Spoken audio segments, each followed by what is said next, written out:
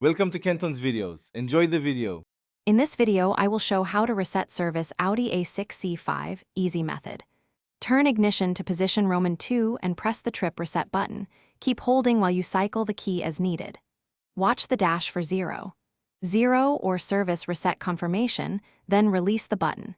If the message persists, repeat the sequence and verify battery health and fuses. This method works with cars that use the standard trip reset switch.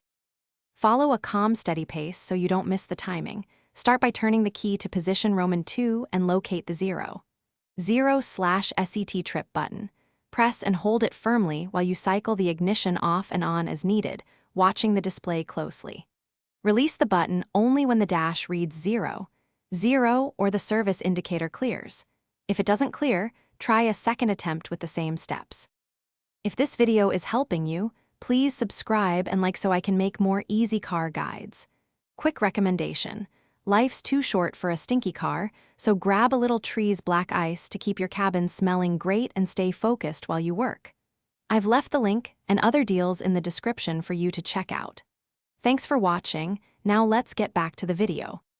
If the simple reset fails, pause and inspect basics like battery voltage and relevant fuses, since cluster power is required.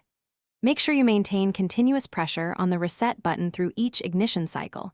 Interrupted holds cause failures. When problems persist, a diagnostic scan tool can reveal stored faults preventing reset.